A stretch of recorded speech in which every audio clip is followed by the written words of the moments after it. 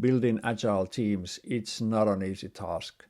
No team will turn agile like a flick of a switch. Surprising truth for many is that agility is not following a framework like Scrum, Kanban, let alone an organizational framework like SAFe. And if you feel that half-hearted agility is on your team, in your organization, or you playing something called Agile Theater, this video might help you find signs why your Agile is falling behind. So here are 5 signs you can observe to find out if there's something to improve on your team. Okay, let's dive into it. It is true, teams thrive or break on communication and collaboration. And basically this has nothing to do if the team is following agile ways of working or not. The main question is, why does this team exist in the first place? There might be even rules in an organization that everybody should be a part of the team. This is not often the best approach. A team may not have a common purpose or common goals that they should work on. If there's a common denominator for all team members, they feel a part of the group. And personalities might still collide when we have people with strong opinions on the same team. Team design helps in finding better matches, so team leaders must carefully consider who should work with whom. Another reason for team not working at their best is that team has unhandled, unresolved conflicts. Team dynamics play a huge role how the team operates, and psychological safety is essential if you want the team to work at their best level. And note, I'm not even talking about collaboration and communication between teams. And this might be a huge issue in large organizations. What I have seen often is that team communication between teams happens randomly as needed. You may even need a proxy person to arrange formal communication paths, or team leaders just talking to each other and other team members are just hearing what has been agreed. So communication needs design inside and outside the team. No amount of technical skills and capabilities can make up the communication shortcomings. Also, bringing some structure into communication in forms of daily stand-ups and retrospectives can really boost communication. So they should be carefully considered as one alternative to enhance communication and collaboration. It's very difficult if the team doesn't really have an urge for continuous improvement. All the focus is on the tasks that the team currently has. But having the good attitude on improvement activities is really essential for the long term. So for long-term success, you really need to stop the busy work and reflect as a team. And if you don't, sooner or later you will get disrupted by competition or new technology that puts you out of business. Establishing feedback loops like retrospectives may help you in finding a good communication booster for team improvement as well. And the aim is to have a growth mindset that makes the team move forward instead of standing still for a long term. Also, team leaders and organizational leaders play a huge role here because they can foster the growth mindset thinking for teams going forward. Also, for continuous improvement, you need time allocated for learning and recognizing even small progress steps whenever you see them. We select metrics in a way that they are easy to monitor and follow. We can use something like team sprint velocity or features delivered by a quarter to measure teams. And this is partly understandable because it's much harder to measure customer value and user experience. These are also lagging metrics that are not immediate to see. Still, the core of agility is to bring customer value. Having these team metrics like velocity or features delivered by quarter can be a smokescreen for poor customer value management. It doesn't really say much if you have bloated product backlogs, missing product focus and prioritization. Pareto principle says that 80% of value is brought by 20% of all efforts. I guess this hasn't really changed in recent years or decades. The mentality that more is more is still in good shape. So what then is the right thing to measure?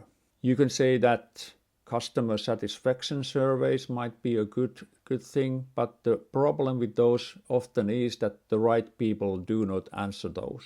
However, if you see that customer surveys bring bad results, there's something that you can start digging deeper. Other customer-driven metrics like retention, NPS and of course revenue growth are good lagging indicators. The trend of customer complaints and product defects are important customer metrics as well, and they might be even more immediate than these other metrics. I would like to see the shift happening from activity-based metrics to outcome-driven metrics like customer retention, because it's more telling about the real state of the business and the impact the teams and organization is having on customers.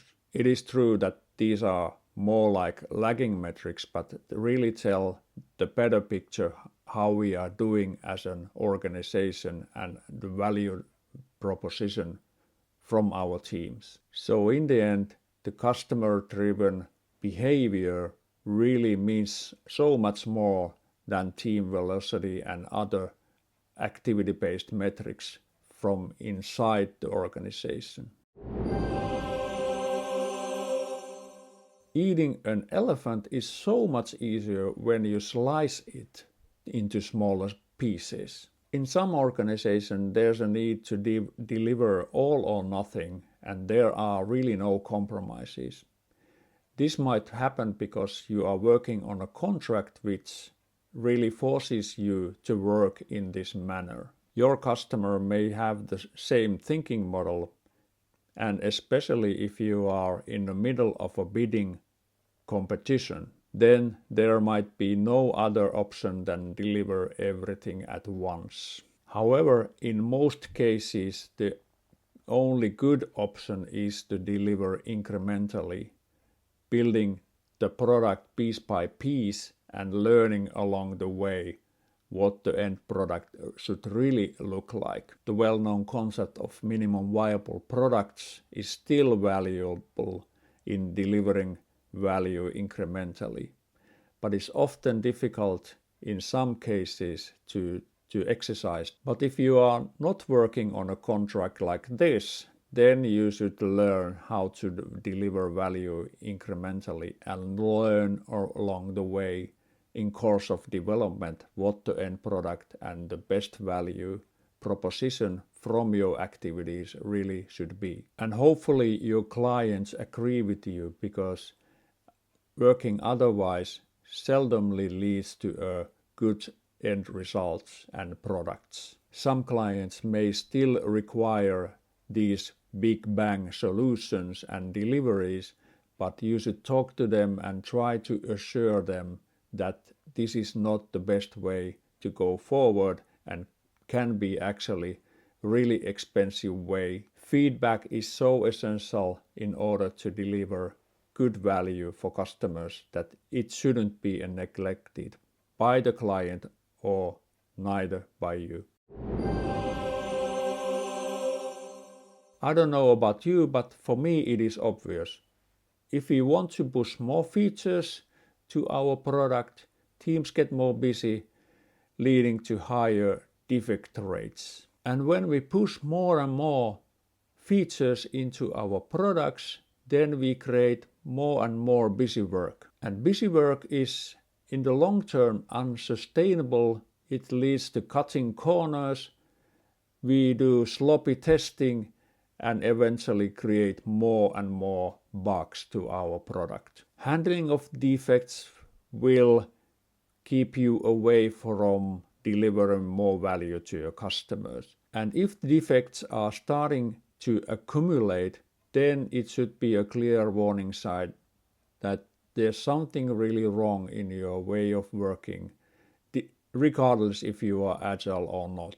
Sometimes it is easier to start just fixing the defects, and this is you should absolutely do. But if you omit the hard work of thinking through what's wrong with the process and your way of working, you will find that the same pattern repeats itself after a short while. Speed is important, of course, but quality is important as well. So prioritizing quality over speed might be still the way to go in the long run.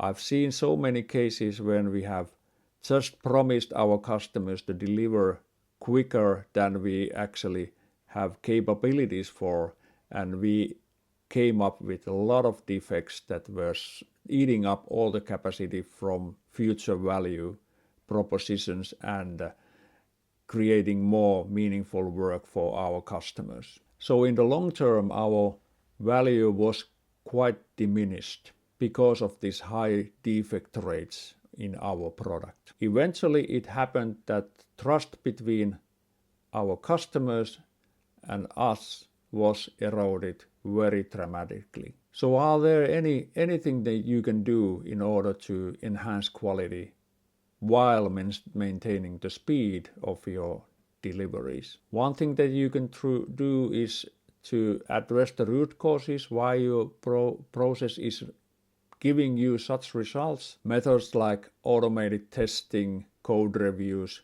pair programming are good ways to enhance quality on the spot. For sure, these methods slow down your work a bit, but taking the whole into consideration, it actually might speed it up very likely. They reduce defects and they actually shorten your time for delivery. All in all, having high defect rates really can make your business go down, and after that there's nothing really you can do to brand reputation and customer retention. Okay, these were the 5 signs you can observe in your organization, in your teams, in order to find out if you are working in an agile way.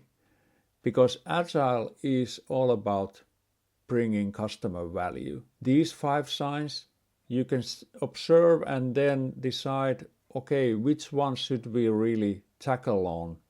Because improving just one of those will have positive impact. I hope this video was useful to you, and I see you in the next one. Bye bye for now.